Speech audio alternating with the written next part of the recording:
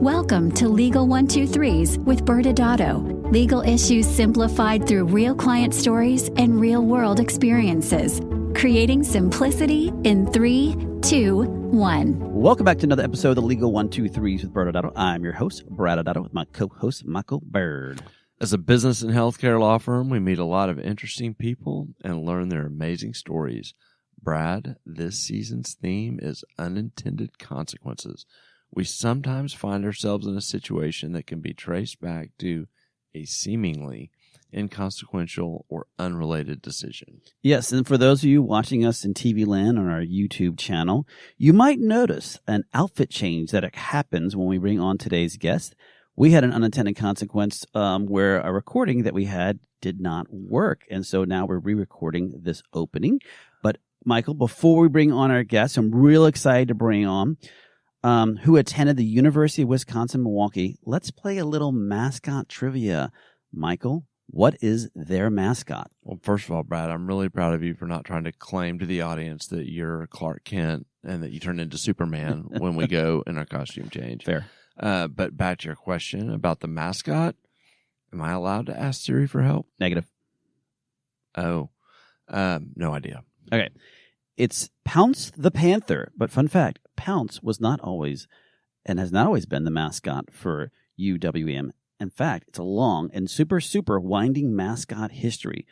Pounce was born in 2007 when the prior mascot, Victor E. Panther, graduated, quote unquote. Yeah, I see the quotes there. That kind of reminds me of a book we read about a tech company a few years ago where instead of firing someone, they would graduate them out of the company. Yes, that was right. So he was, quote unquote, graduated.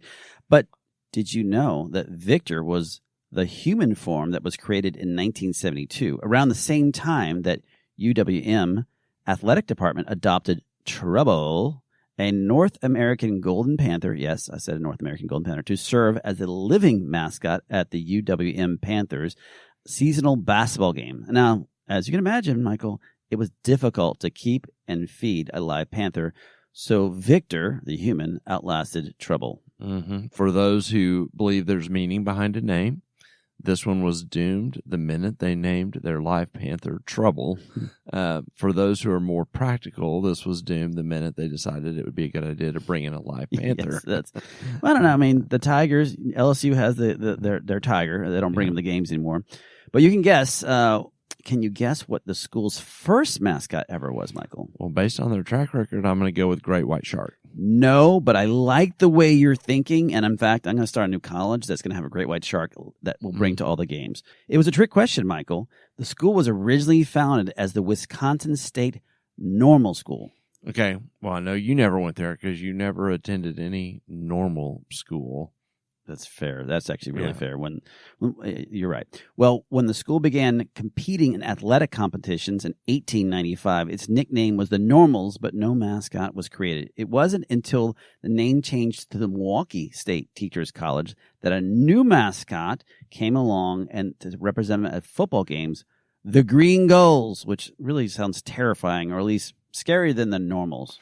I'm really proud of your maturity with our guest here and not trying to allege that I went there because it was in 1895. I didn't say you didn't. But in 1956, MSTC now, then known as Wisconsin State College, merged with University of Wisconsin-Milwaukee Extension, become the University of Wisconsin-Milwaukee. Following a vote by the student body, they went with red, white as school colors and opted for a new mascot, going from the Green Gulls to the Cardinal. And now, Michael, you know the rest of the story. I'm quite confident that our guest does not know the extent of mascot history, or I'll be very impressed if she does know all of this. But speaking of, I think it's time to bring our guest on to hear her story. Joining us today, Brad, is Dr. Kimberly Evans. She's the founder and owner of Sugarland Med Spa. She's been a longtime client of ByrdAdatto, works a lot with our partner, Jay Riero. Mm-hmm. She is a board-certified OB-GYN with nearly 20 years of experience and a specialist in women's health care, sexual health, and aesthetic med spa treatments. Kimberly, thanks for being here today. Appreciate you very much. much for having me today. Well, we're going to hit you with a very hard question. I think Michael kind of got you a little ready, hopefully, but were you aware of this vast history of mascots at your school? I was not. You definitely did more research than I did on it. I really don't even remember back that far, except that in everything I did, I was always so busy in all the organizations and stuff like that, to where it was really hard to kind of know some of the small details. Yeah. Well, I mean, I was lucky enough that at my school we always had the same. We had the horned frog, and you always had the longhorn. So we didn't have the very active student body that you had that kept changing it. Although I really like the live panther. It reminds me of growing up as an LSU Tiger fan. There we go. Yes. Well, let's jump in, and I'd love to start just to have you share with our audience. Tell us about you and your background. Absolutely. So as said, I started off at the University of Wisconsin-Milwaukee. I did medical school, and it's now, it was MCP Hahnemann, is now known as Drexel. Me and my husband at that time, we had joined forces back in 2002 after graduation, and I started my residency in Toledo, Ohio, as well as Cincinnati, Ohio. After graduation, I ended up down in Texas, and we've been here ever since. I've loved it, and weather's always great. I'm a sunshine person. And you probably know the Midwest is not very sunshiny all the time. So there's usually a lot of gray skies. Winters are terrible. So being down here, we absolutely love it. Well, who could not love Texas? I mean, they took me in. I know. Yeah, definitely. So we have two beautiful boys. One of them is in college right now, and the other one is in high school. So it's just doing great. The practice is doing great. And, again, as I was saying earlier, with the growth of the practice, having that type of support or an excellent team with ByrdAdatto makes a huge difference in, just being able to call up and say, hey, I got a question about whatever comes about. Well, let's talk about your med spa. You mentioned it. Tell everyone, where is it might be giving it away here, people. Sugarland Med Spa, and tell us what you kind of focus on with your patients. Absolutely. So my practice started off as primary OB-GYN. However, I realized through all the ladies, we all had a very common theme as we age, and things start changing, and it happens with both the ladies as well as with the husbands. So I realized in my community there was actually an unmet need. So I was able to literally all around me, I had OB-GYN doctors that wanted to continue to deliver babies, which is totally fine. But you get to the point in life where you start to pivot and think about, okay, what's next? And you can't. I never planned on delivering babies forever, when I was in my 60s and 70s. So I started to pivot, and out came Sugarland Medical Spa. It was, named trademark in about 2014, I believe. And ever since then, we've made year-over-year growth. So, we've been around for a long time, but definitely I was able to grow a lot through my connections with the American Medical Spa Association. And really, that's kind of what set the trajectory of being able to expand so much further and just learn the ins and outs and the necessary things. Because as you all know, the med spa industry itself, it just basically blew up. So being able to have that connection or a little bit of direction about what we're supposed to do, what we're not supposed to do, what are safe ways to, to grow in that space, as well as, be compliant with everything that we're doing, that has really kind of made our med spa just grow again year after year after year. So I've been just very excited to be a part of, everything that's been going on. That's awesome. We have so many clients that have the what's next questions for us.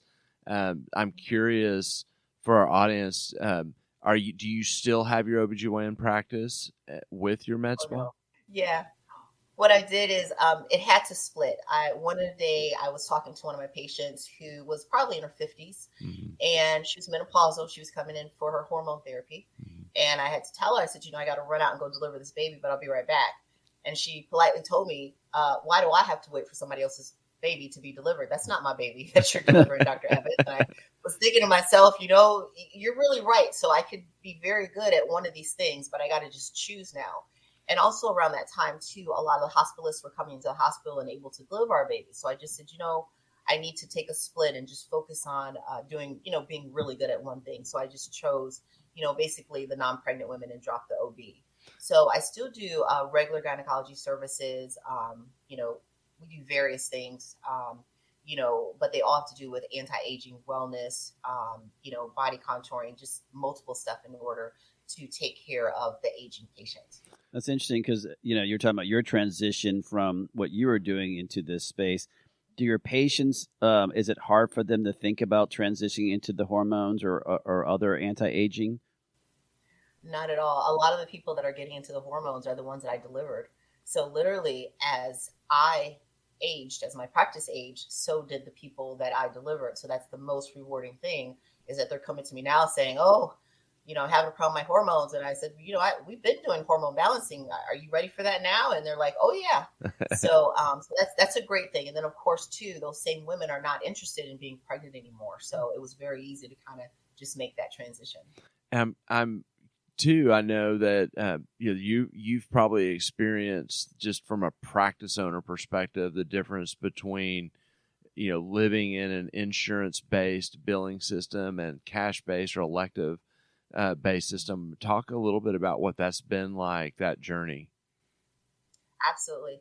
So as many of you know, a lot of the med spas, they may not do insurance, but because I chose to hold on to my GYN, it was important to include insurance in some of the things.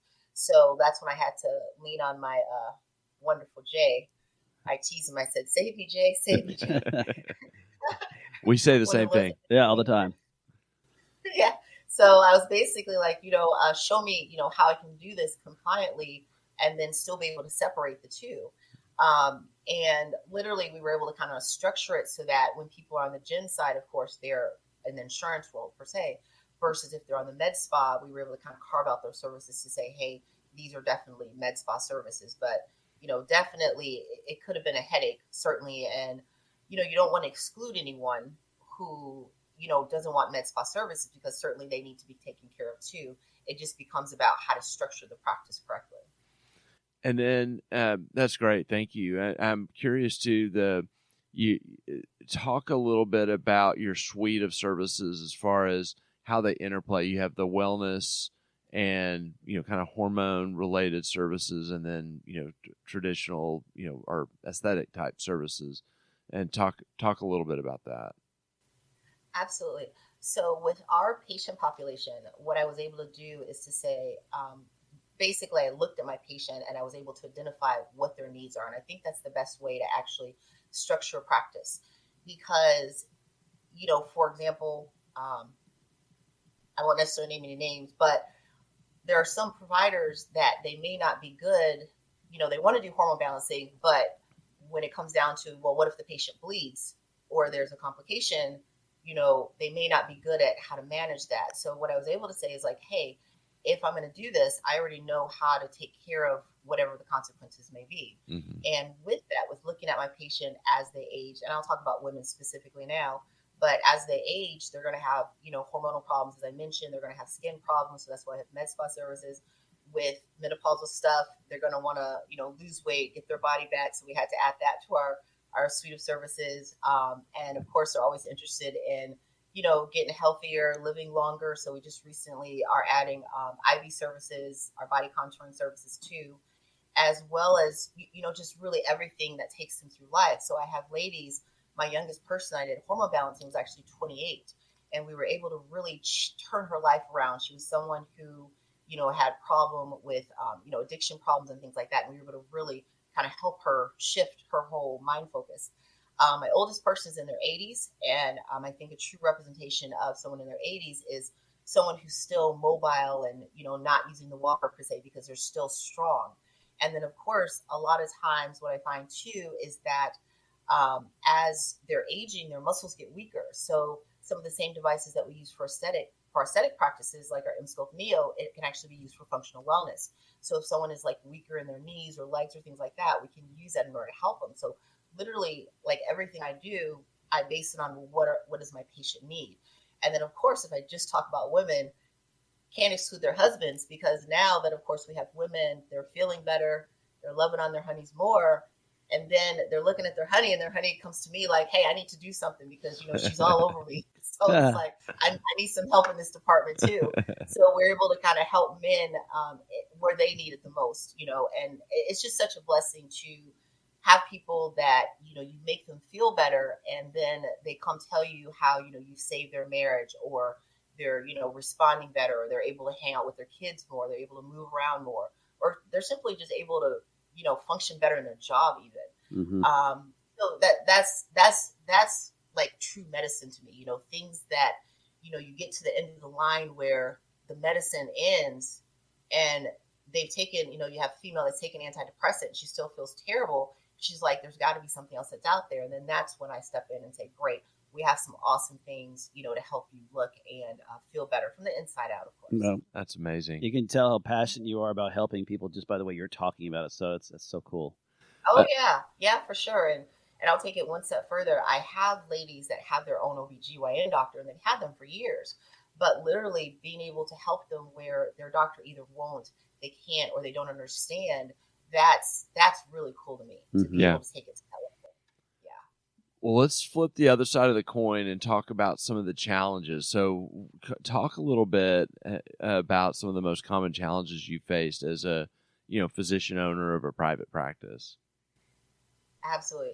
So the biggest hurdle is actually something that my lawyer, Jay, helped me with. The biggest hurdle that I had to learn is sometimes you need to just let go, meaning that, you have this business, it's growing, and, you're going to have some heartaches that come with the business. Like, you're going to have to say, I'm sorry that you are not satisfied with this. What can we do to make it better? Or, here's your money back. Or how can we, replace that with, your optimal thing? And this is why I think, again, why I do so many things, because literally we've had people, they want to do body contouring because they want to lose weight. But as they know, or you may know, that body contouring is not necessarily for weight loss. You need to probably be on a weight loss program and do your body contouring in order to see the effects. So literally just being able to kind of let go, relax, realize, who's in perspective. And there's a great biblical phrase that goes back to, loving the people, not loving the money. I think that's where that all comes into. So, I've had difficult situations. I even had one lady, she had wanted a filler. I won't name any names, but, I really love the patient, and she was just unhappy with her filler. So rather than me just saying, hey, here's your money back, I was like, well, I'm right. I mean, I tried to fix you. I spent so much money and so much time fixing you. And then it just went too far to where literally I could just said, here's your money back. Have a nice day. And it would have just been, like way easier to kind of cut the losses sooner. So, so that's one of the harder lessons. But now that, that I've matured and, we have this great practice, there's just so much more, that I can do, that I learned, from it, to be able to move further and continue to move forward.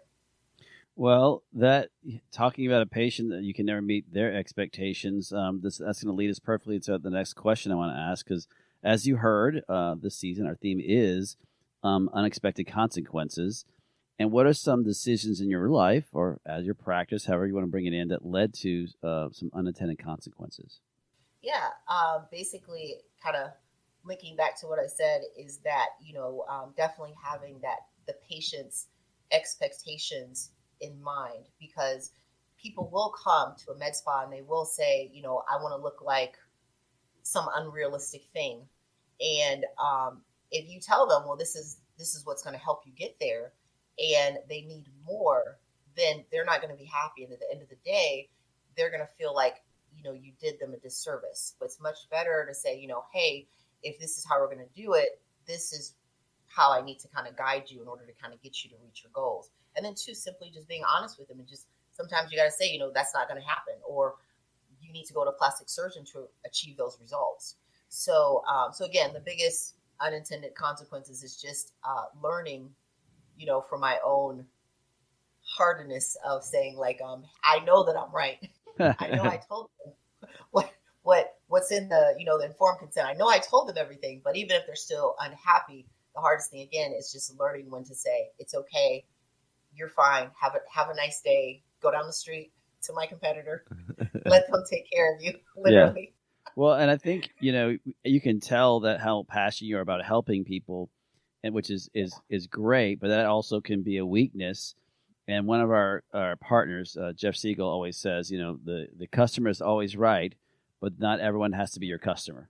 And I think that's a hard lesson for a lot of us to learn as it relates to, because in your mind there are ways you can help someone, but as you were articulating, but they have to be part of it. There's not enough medicines in the world or anything else that's going to make them lose that weight or gain that muscle. They're going to have to participate at their own level too. That's right. Exactly. And how do you work with your team for them to also have the same kind of expectation, communication setting and communication, so that everyone's kind of rowing together on with your patients? Absolutely. Best thing is that we try to have weekly team meetings, and we first start off with what are the struggles for the week. It can include difficult patients, difficult situations, just so that we know when that patient comes in, this is what that patient is expecting, literally. And they've been upset with me before too. I've seen people knowing that they told them a different time and they still come in, an hour or so late. But I see them because you realize that, hey, we're here to serve. We're here to take care of these people. And sometimes it's a little harder, especially with my little 20-year-olds, because they don't really understand, my 20-year-old crew. They may not understand like why I'm saying yes to this particular patient, despite the fact of, her not necessarily respecting, what we do or how we do or things like that. But still, any business is going to have its harder patients to deal with. But this is what we specialize in. This is what we signed up for. That's awesome. Well, let's kind of getting to our last topic. I want to kind of think forward. Love for you to reflect on your experiences and then talk about, with those in mind, like what how's that affected the way you plan for the future of your practice, and love just to kind of hear kind of your crystal ball perspective. What I basically see for the future is something really, really great. I think in a lot of the things that we do, the whole thing with women's healthcare and being able to help women in ways that others can't or, won't or unwilling to, I think that there is like a huge unmet need in being able to service some of these women in this way. I believe that, and again, this may be more of me and my own passion, but I believe that especially during the month of May, as we cherish a lot of mothers and aunties and people that have helped shape us and be the people that we are, there's this unmet need that women go through, and being able to tap into that to help women, not only where we are in Sugarland, Texas, but it would be great to be able to grow this out to where it can actually help women in other states. I do know that there's other practices that specialize in feminine rejuvenation, as well as, helping ladies in some areas. But I do think that there's this degree of sensitivity that, that may be lost, and being able to teach and grow the practice even further. So my ultimate goal, things that I would love to see, is to actually be able to maybe reproduce what we do in Sugarland, Texas, someplace else, and being able to help someone also, create that vision for what's important. Because again, it's important in general, and unfortunately, not getting political or anything like that, but I do believe, in women's, rights and things like that, and being able to take care of ourselves, because, as that old saying goes, when mama's happy, when the female's happy at home, then the whole household is happy. So so that's what I would really love to see, and be able to kind of create that vision that is reproducible someplace else. So we're going to be together for a long time. Us, Sugarland Medical Spa and ByrdAdatto. Yeah, that's awesome. So yeah, it's because it's truly a journey. It's truly a journey. Okay. And other questions that you guys can think of, or you can text me for? Yeah, we've actually reached the end of our time, and so we're so grateful for you joining us today, and we'll close off here, and then Brad and I will jump on after the commercial to do a little legal wrap-up. Thank you so much to Michael and everyone, and Brad, just thank you so much for just having me here on the show. I really appreciate all that you do at ByrdAdatto. Thank you, Jay. I know you're not here, but please give him my regard. Absolutely. Yeah. Oh, thanks again. Many business owners use legal counsel as a last resort rather than as a proactive tool that can further their success. Why? For most, it's the fear of unknown legal costs. ByrdAdatto's Access Plus program makes it possible for you to get the ongoing legal assistance you need for one predictable monthly fee. That gives you unlimited phone and email access to the legal team, so you can receive feedback on legal concerns as they arise. Access Plus, a smarter, simpler way to access legal services. Find out more. Visit ByrdAdatto.com today. Welcome back to Legal 123s with ByrdAdatto. I'm your host, ByrdAdatto. I'm still here with my co-host, Michael Byrd. Now, Michael, as we've said, this season, our theme is unintended consequences. We had an amazing conversation with the beautiful and talented Dr. Kimberly Evans. She brought a lot of life to our show. Really, you could tell about her passion and her love for her med spa, Sugarland Med Spa, and her passion and love for her patients.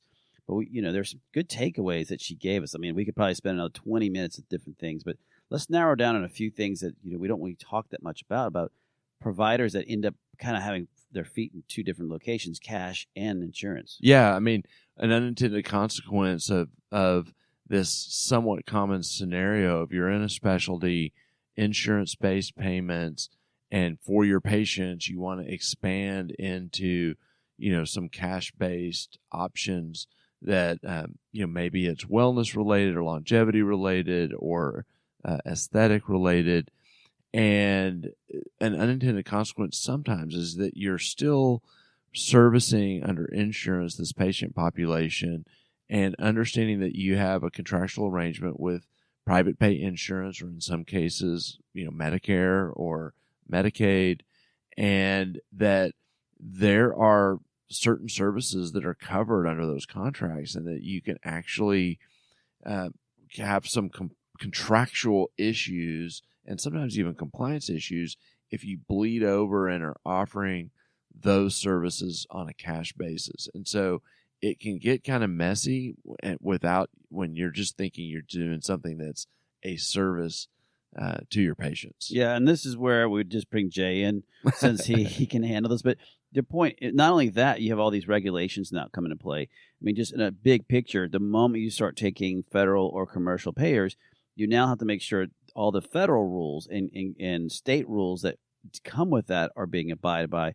But even though maybe even if 80% of your patients are cash-based, that still means that you have to 100% comply with these other rules. So it adds a little bit of a complication to it. I mean, again, it's not that you can't do it. I mean, you start having conversations like, do I opt out of Medicare? What does that mean? Because there's different levels of opting out of it.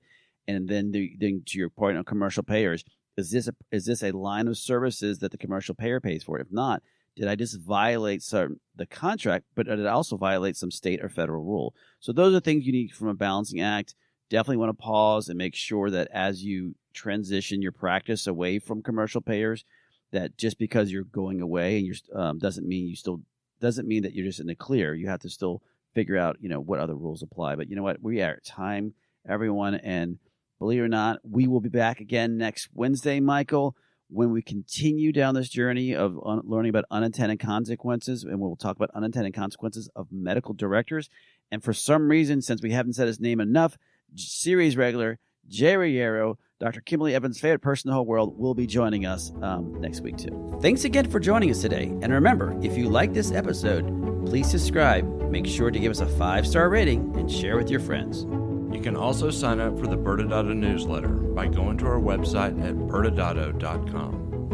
ByrdAdatto is providing this podcast as a public service. This podcast is for educational purposes only. This podcast does not constitute legal advice, nor does it establish an attorney-client relationship. Reference to any specific product or entity does not constitute an endorsement or recommendation by ByrdAdatto. The views expressed by guests are their own, and their appearance on the program does not imply an endorsement of them or any entity they represent. Please consult with an attorney on your legal issues.